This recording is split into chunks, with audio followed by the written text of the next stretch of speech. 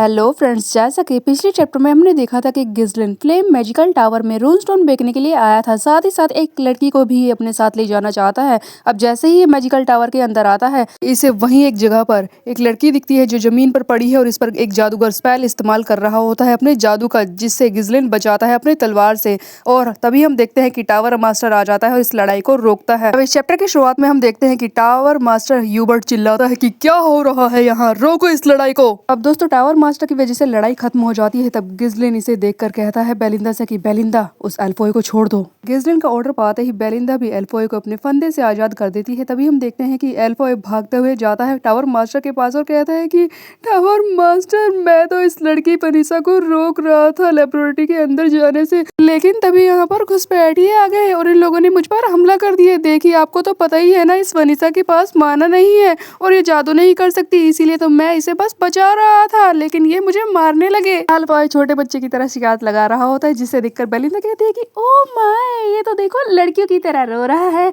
तब एल्फॉय कहता है कि हे, मैं लड़का हूँ, समझी। तभी वहीं पर खड़ी जादूगर लड़की वनीसा बोलती है कि मैं तो बस लेबोरेटरी को यूज करना चाहती थी और कुछ नहीं टावर मास्टर। तब इसे देखकर गिज़लिन कहता है कि ओ, तो ये वही लड़की है जिसे मैं सोच रहा था, यही है रेड नाइटमेयर वनीसा जिसके बारे में मैं सोच रहा था। दोस्तों, ये लड़की अभी तो कुछ खास नहीं लग रही, लेकिन गिज़लिन के हिसाब से एक खतरनाक लड़की है जो बहुत ही ज्यादा खतरनाक जादू कर सकती है और इसे नाम दिया गया है डरावना सपना वनीसा। तब गिज़लिन वनीसा को देखकर कहता है कि ओह, तो मेरी पिछली लाइफ में रेड नाइटमेयर बनने से पहले ये लड़की इस तरह की हुआ करती थी, सोच भी नहीं सकता। अब एल्फोय ने शिकायत लगाई है तो हम देखते हैं कि टावर मास्टर गुस्से में आ जाता है और कहता है कि हे, तुम्हारी इतनी हिम्मत कैसे हो गई? तुम लड़के, तू कहाँ से मुंह उठाकर आ गया और मेरे स्टूडेंट पर हमला करने की कोशिश की तूने? मैं तुझे जलाकर राख कर दूंगा, तुझे छोड़ूंगा नहीं। टावर मास्टर ह्यूबर्ट अपने जादू से गिज़लिन को जलाने को तैयार था। तब बेलिंदा कहती है कि हाँ मास्टर, देखिए ये क्या कर रहा है, मुझे तो लगता है कि ये बहुत ही खतरनाक होगा। तब गिज़लिन बात को संभालता और कहता है कि हाँ, मुझे माफ़ कर दीजिए कि मैंने अपने बारे में आपको पहले नहीं बताया। मैं हूँ गिज़लिन पर्डियम एस्टेट का वारिस और मैं यहाँ पर आपको रूनस्टोन बेचने के लिए आया हूँ, तो आप मेरे साथ चल सकते हैं और बाहर चलकर देख सकते हैं जो मैं लेकर आया हूँ। तब ये सुनकर हर कोई हैरान हो जाता है। एल्फोय कहता है कि क्या इस जैसी शक्ल का रूनस्टोन बेचने आया है? हाँ, सारे बाहर आ जाते हैं और देखते हैं कि बग्गियों में बहुत सारा रूनस्टोन लाद कर रखा गया है। इतना सारा रूनस्टोन अपने सामने देखकर टावर मास्टर बहुत ही ज्यादा हैरान हो जाता है। तब मैजिकल टावर के बुढ़े बोलते हैं कि हाँ, इम्पॉसिबल, इतना सारा रूनस्टोन इन लोगों को कहाँ से मिल गया? देखिए टावर मास्टर, कम से कम 10 बग्गियां हैं, तो आप ही बताइए आप क्या करना चाहते हैं? टावर मास्टर कुछ जवाब तो नहीं दे रहा होता है, लेकिन अपने मन ही मन में खुश होकर चिल्ला रहा होता है कि क्या बात, इतना सारा रूनस्टोन मेरी आंखों के सामने, ये तो एक बार जिंदगी में आने वाली अपॉर्चुनिटी है। ये मेरे पास आ जाएगा रूनस्टोन और फिर तो मैं क्रिम्सन मैजिकल टावर के उस बास्टर्ड को कुचल दूंगा। लेकिन टावर मास्टर दूसरों के सामने खुशी को संभालता और कहता है कि मेरी बात को ध्यान से सुनिए सभी, देखिए मैं तो इससे ज्यादा की उम्मीद कर रहा था, या तो थोड़ा सा ही रूनस्टोन है, वैसे ये अच्छी क्वालिटी का भी नहीं लग रहा है। दोस्तों, इसे रूनस्टोन तो चाहिए, लेकिन दूसरों के सामने झुककर तो नहीं दिखा सकता ना। ये देखकर कोरको आ जाता है गुस्सा और कहता है कि क्या कहा इसने, इसे पता भी है हमने कितनी मेहनत की है रूनस्टोन पाने के लिए। लेकिन तभी पीछे खड़ी वनीसा बोलती है कि वैसे टावर मास्टर, आपको नहीं लगता कि आप गलत कह रहे हैं?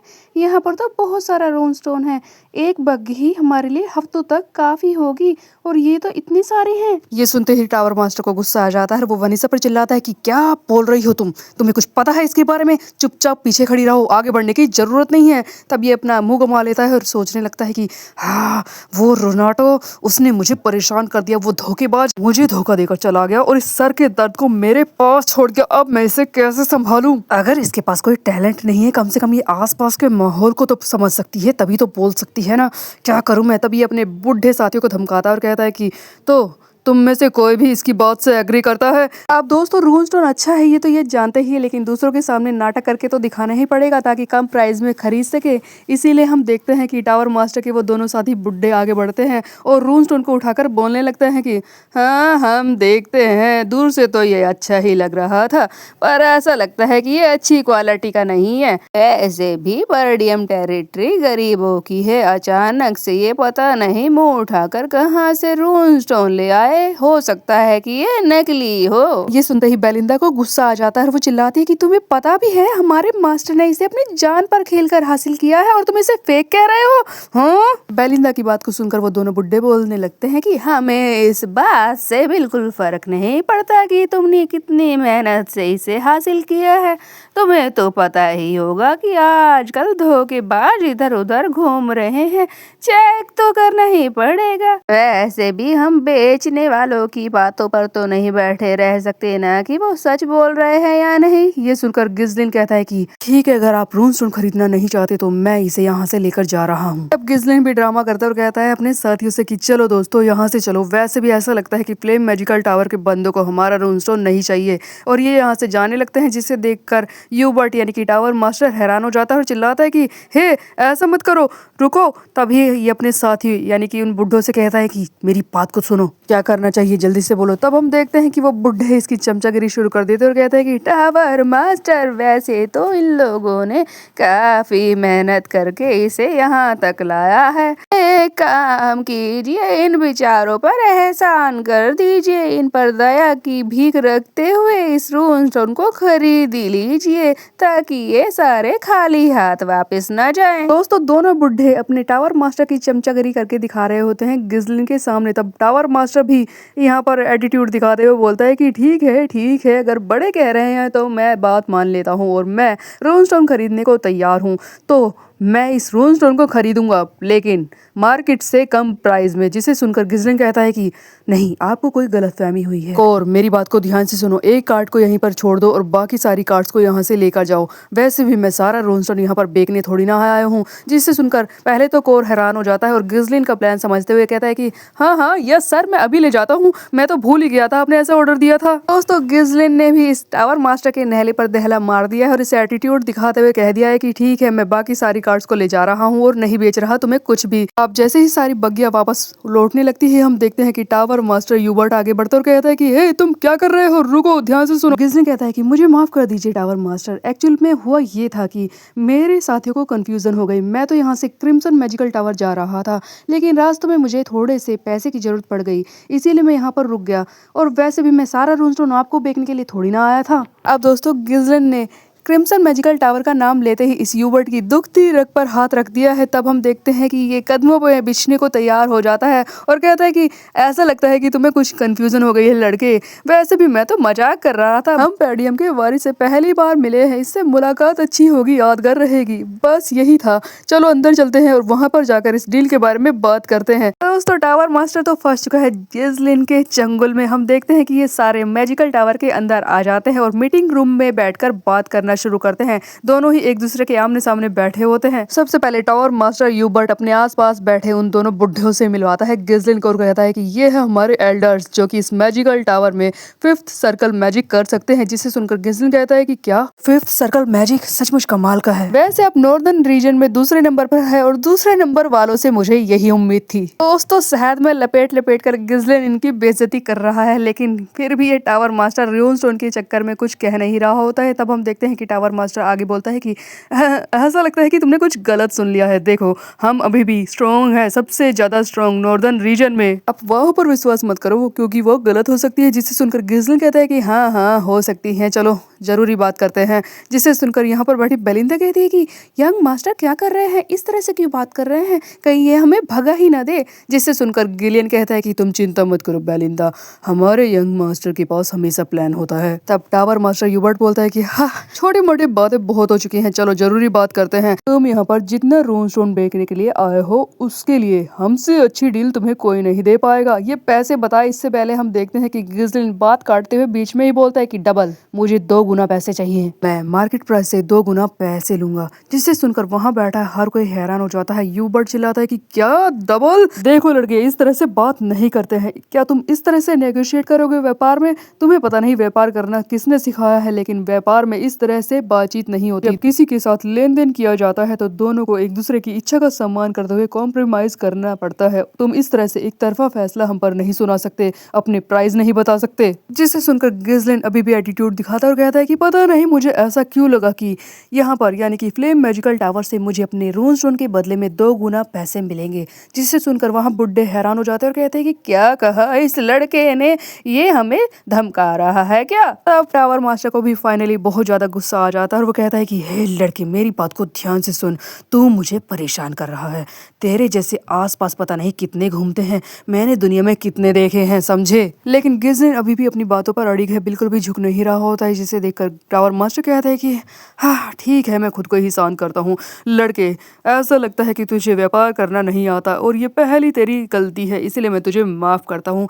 आखिरकार मैं तुझसे बड़ा हूँ, बड़प्पन दिखाते हुए मैं तुझे माफ तो कर ही सकता हूँ, लेकिन इस तरह से सामने वाले से बात नहीं करते, समझे? वैसे ठीक है, अब जब मैं तुझसे एक कार्ड खरीद ही रहा हूँ तो ठीक है, मैं तुझे 2 गुना पैसे दे दूंगा। वैसे तू सारे मुझे बेचने के बारे में क्यों नहीं सोचता? इतने में ही हम देखते हैं कि गिज़लिन खड़ा हो जाता है, जिसे देखकर टावर मास्टर कहता है कि अचानक से तुम खड़े कैसे हो गए? जिस पर गिज़लिन कहता है कि बात सुनिए, ऐसा लगता है कि आप मुझसे रूनस्टोन खरीदना नहीं चाहते। मुझे लगता है कि मुझे क्रिम्सन मैजिकल टावर में ही जाना चाहिए। वैसे भी डबल प्राइस जो आपसे मैं मांग रहा था वो भी मैं बस आपको डिस्काउंट दे रहा हूँ। ठीक है, तो मैं यहाँ से चलता हूँ। गिज़लिन उठकर वहाँ से जाने लगता है, जिसे देखकर टावर मास्टर ह्यूबर्ट चिल्लाता है कि हे लड़के, तुम क्या कर रहे हो? बैठ जाओ बैठ जाओ, अभी लेन देन की बात पूरी हुई कहाँ है? मैं तुम्हारी बातें मान रहा हूँ ना, तुम बैठो तो सही, तुम तो जल्दी में हो, मुझे परेशान कर रहे हो, बैठ कर बात करो। तब हम देखते हैं कि गिज़लिन फिर से बैठ जाता है। गिज़लिन धीरे धीरे इन पर अपना दबाव बना रहा है, बातों ही बातों में फंसा कर इनसे अपनी शर्तें मंगवा रहा होता है। तब हम देखते हैं कि टावर मास्टर फिर से इसकी बात मान लेता है और कहता है कि ठीक है, मैं बड़प्पन दिखाते हुए तेरी बात मानता हूँ। लड़के देख, मैं तुझे मार्केट प्राइस से डबल रेट देने को तैयार हूँ। आखिरकार तू पहली बार मेरे पास आया है और सबसे पहले मेरे पास आया है, इसीलिए मैं तुझसे रूनस्टोन खरीदता हूँ। जिसे सुनकर गिज़लिन कहता है कि ठीक है, डबल प्राइस में मैं आपको रूनस्टोन की एक कार्ड दे दूंगा। अब एक बग्गी जो कि डबल प्राइस में गिज़लिन इन्हें बेच रहा था, जिसे सुनकर वहां बैठे हर किसी को झटका लगता है। बुड्ढे तो हैरानी के मारे अपने सीट से उछल ही रहे होते हैं, लेकिन गिज़लिन धीरे धीरे करके इन्हें शौक दे रहा है।